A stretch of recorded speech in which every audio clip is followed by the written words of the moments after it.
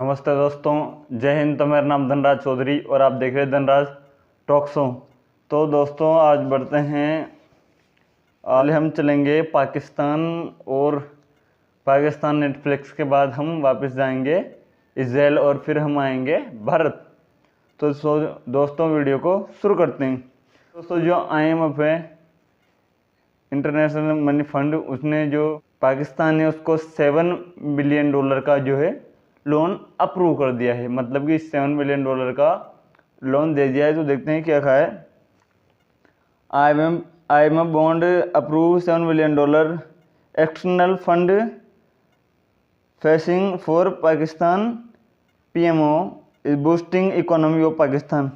मतलब कि ये जो पाकिस्तान की इकोनॉमी है उसको बूस्ट करेगा। तो जैसे कि आपको पता है पाकिस्तानी इकोनॉमी का हो रखा है बेड़ा गर्क। पाकिस्तानी इकोनॉमी बिल्कुल नाली के अंदर गई हुई है इस वक्त, क्योंकि जो वहाँ के जनरल्स हैं, ब्यूरोक्रेट्स हैं और जो वहाँ के नेता है, उन्होंने उनका बेड़ा, जो वहाँ की डेमोक्रेसी और पैसे है उसका बेड़ा गर्क कर दिया है। वहाँ की जो इकोनॉमी है बिल्कुल ही तबाही के कगार पर है और कोलैप्स होने की कगार पर है।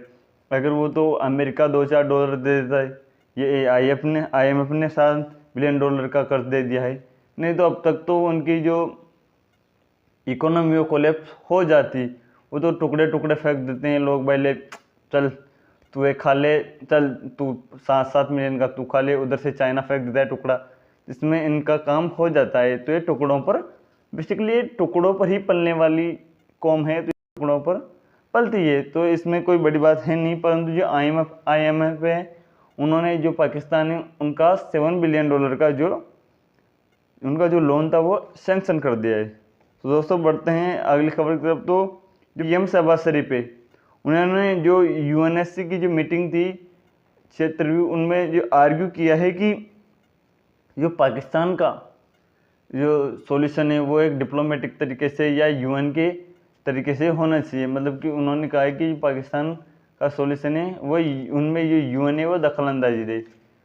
तो दोस्तों जो कश्मीर का जो सॉल्यूशन है और जो पाकिस्तान और जो कश्मीर का जो मेन सॉल्यूशन है, उसका सॉल्यूशन ये है कि पहले तो पाकिस्तानी फौज पीछे हटेगी, फिर इंडियन फौज पीछे हटेगी और वहाँ पर फिर जो उन पर जो वहाँ पर एक तरह से काउंटिंग होगी या फिर वहाँ पर एक तरह से वोटिंग होगी, भाई वहाँ के पीपल किस में जाना चाहते हैं, तो ये पूरा प्रक्रिया होगी। परंतु जो पाकिस्तानी सेना है वो तो अभी तक वहाँ पर बैठी हुई है, तो ये कैसे होगा? पहले तो पाकिस्तानी सेना को बाहर निकलना पड़ेगा। दोस्तों बढ़ते हैं लिखा खबर की तरफ। तो जो अफगानिस्तान है वो ब्रिक्स ज्वाइन करना चाहता है। मतलब कि जो अफगानिस्तान है वो ब्रिक्स में जाना चाहता है। तो ये दोस्तों ब्रिक्स क्या है? तो आपको बताइए कि जो इजराइल, जो ब्राज़ील, इंडिया, चाइना, रूस और जो अफ्रीकन देश है, उनको मिलकर एक ब्रिक्स बना हुआ है, जो कि नाटो को काउंटर करने के लिए बना हुआ है। इसका ऐसा मानना है कि ये नाटो को काउंटर करने के लिए बना हुआ है।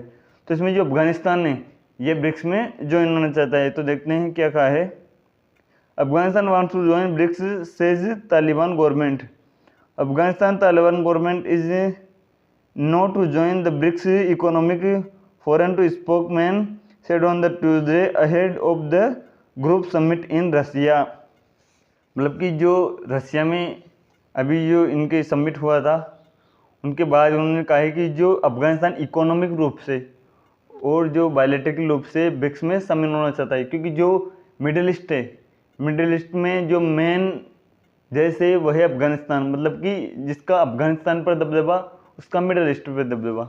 तो अफगानिस्तान ये कह रहा है कि हमें ब्रिक्स में ज्वाइन होना है या फिर हम ब्रिक्स में जाना चाहते हैं, जिससे कि उनकी इकोनॉमी को बूस्ट मिले। क्योंकि जो भारत चाबार पोर्ट बना रहा है ईरान के थ्रू, तो यहाँ से मुंबई से चाबार पोर्ट से जो मिडल एशिया और वहाँ से होता हुआ रशिया की तरफ एक पूरा ट्रेड रूट बना हुआ है। और इधर से वहीं से चाबार पोर्ट और अफगानिस्तान, इराक और इधर यूरोप जो है वहाँ पर मिडल यूरोप में एक ट्रेड रूट बना हुआ है।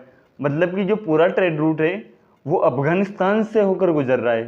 मतलब कि ट्रेड रूट के अंदर पूरा में अफगानिस्तान बहुत महत्वपूर्ण भूमिका निभाता है, जो वर्ल्ड ट्रेड रूट मांगे हम तो इसलिए अफगानिस्तान ने कहा है कि हम भी ब्रिक्स में ज्वाइन होना चाहते हैं। तो दोस्तों बढ़ते हैं अगली खबर जेलेंस्की है। तो जेलेंस्की ने कहा है कि उनको जो रशिया है उससे न्यूक्लियर थ्रेट है। मतलब कि रशिया से न्यूक्लियर थ्रेट है, और उसने कहा है कि जो मैंने पीस की ड्राफ्ट बनाया है उसको एक्सेप्ट करें दुनिया, या फिर उसको पुतिन एक्सेप्ट। अब पता नहीं उसने क्या ड्राफ्ट बनाया है, वो तो नोबडी नोज, परंतु पुतिन तो एक तरह से किंग ऑफ द रशिया है, वो तो एक्सेप्ट उसी को करेगा जो उसके माइंड में हो गया, जो उससे अच्छा लगेगा। अब पता नहीं पुतिन इसको एक्सेप्ट करेगा भी नहीं, ये तो नोबडी नोज, पुतिन को ही पता है। तो दोस्तों बढ़ते हैं अगली खबर की तरफ। तो फ्रांस और जो इजराइल है और जो अमेरिका है, तो अमेरिका और फ्रांस ने कहा है कि हम इजराइल और हिजबुल्लाह के बीच में जो पीस कीपिंग का समय है, या फिर उनके बीच में 21 दिन का युद्ध विराम कराना चाहते हैं, और हम इनमें कामयाब होना चाहते हैं। ये इसका काम लगभग पूरा हो गया है, इसको बस थोड़ा बहुत ड्राफ्ट देना बाकी है। तो देखते हैं क्या कहा है। फ्रांस और अमेरिका इजराइल और हिजबुल्लाह के बीच 21 दिन युद्ध विराम की योजना पर काम कर रहा है। जीन नोटल बेरोट ने संघर्ष के बारे में एक बैठक के दौरान संयुक्त राष्ट्र सुरक्षा परिषद को बताया कि प्रस्ताव शीघ्र ही जारी कर दिया जाएगा, और हम उम्मीद कर रहे हैं कि दोनों पक्ष इसे बिना देरी के स्वीकार कर लेंगे। मतलब कि जो इजराइल है और जो हिजबुल्लाह है, जो दोनों ग्रुप है, वो इस जो प्रस्ताव पारित कर रहा है, अमेरिका और फ्रांस मिलकर जो एक ड्राफ्ट बना रहा है युद्ध विराम का, उसे दोनों ही एक्सेप्ट करेंगे, या उन नियम और शर्तों को दोनों ही जो ग्रुप हैं वो एक्सेप्ट करेंगे। तो ये बायलैटरल बात चल रही है दोनों की, जो कि कोशिश कर रहा है फ्रांस और अमेरिका। क्योंकि मैंने पहले भी आपको कई बार बताया है कि जो ये टेम्परेचर है उनको अमेरिका धीरे धीरे शट डाउन करने की कोशिश कर रहा है, जो ये युद्ध है उनको धीरे धीरे ख़त्म करने की कोशिश कर रहा है, जिससे कि अमेरिका के जो हाथ अभी बंधे हुए हैं दोनों युद्ध में वो फ्री हो सकें, और जो चाइना है पूरा फोकस उस पर किया जा सके। तो ये हो रहा है। और इसी बीच इजराइल ने कहा है कि अपने सैनिकों को कि हम ग्राउंड पर उतर सकते हैं, जो लेबनानी ग्राउंड फोर्सेज हैं वहाँ हम ग्राउंड फोर्सेज उतार सकते हैं अपनी। तो उन्होंने सैनिकों से कहा है कि अपने ट्रुप से बोला है कि आप जो लेबनानी अथॉरिटी के लिए, या फिर आप लेबनानी जो कॉन्फ्लिक्ट है उनके लिए तैयार हो। तो देखते हैं इजराइल ने क्या कहा है। इजराइल ने अपने सैनिकों को लेबनान में संभावित ज़मीनी अभियान के लिए तैयार रहने को कहा है। उन्होंने कहा है हमने हिजबुल्लाह के हथियारों को निशाना बनाना है या निशाना बनाया है। मतलब कि उनका कहना है कि जो हथियार संग्रहित कर रखे हैं हिजबुल्लाह ने, जो कि इजराइल के लिए खतरा हो सकते हैं और जो इजराइल पर फायर हो सकते हैं, तो उनको जो निशाना बनाने के लिए, उनको ख़त्म करने के लिए हमें इजराइल को लेबनान में उतरना ही पड़ेगा, और उनकी पैदल सेना को लेबनान में उतरना ही पड़ेगा। अगर हिजबुल्लाह ने अपने हथियार नहीं डाले या फिर हमले बंद नहीं किए तो उनको मजबूरन ये काम करना पड़ेगा। और एक बार अगर इजरायली सेना लेबनान में उतर गई तो फिर तो कोई नहीं जानता इजरायली सेना क्या करके निकलेगी वहाँ से, क्योंकि आपको पता है कि अभी गजा की क्या हालत कर दी है इन्होंने। तो नोबडी नोज, तो इनको एक तरह से निपटा के निकलेंगे हिजबुल्लाह वालों को पूरी तरह से। तब तक ठोकेंगे नहीं, इनको कूट कूट के इनका दुम्बा नहीं बना देते, कूट कूट के इनकी बढ़िया पिसी हुई चटनी नहीं बना देते, तब तक इजराइल वहाँ से फिर निकलेगा नहीं। तो ये हिजबुल्लाह वालों को भी एक कंफर्म होना चाहिए कि उनका कूट कूट के दुम्बा बनवाना है या फिर बचे रहना है। तो इजराइल ने स्पष्टली कह दिया है कि वो अगर हिजबुल्लाह वाले नहीं माने तो उनका कूट कूट कर उनका दुम्बा बना देंगे या फिर उनकी चटनी बना देंगे। इसी बीच जो इंडिया और चाइना के बीच में जो वहाँ पर खटपट हो रही थी एलएसी पे, उन पर कुछ स्टेटमेंट आया है।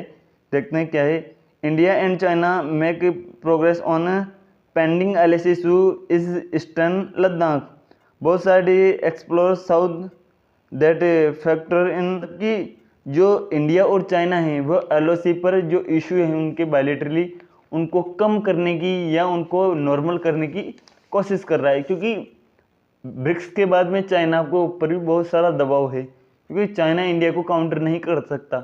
और जो हम एशिया सब कॉन्टिनेंट में देखें तो एक इंडिया ही ऐसा देश है जो चाइना को काउंटर कर सकता है या फिर चाइना की बखियाँ उखेड़ सकता है, जो चाइना को टांग सकता है। क्योंकि 1962 के वॉर के हारने के बाद 1965 में जो जनरल सगत सिंह ने उनके ऊपर एक तरह से चीनी को चटनी चटाई थी बढ़िया, चाउमीन खिला खिला कर।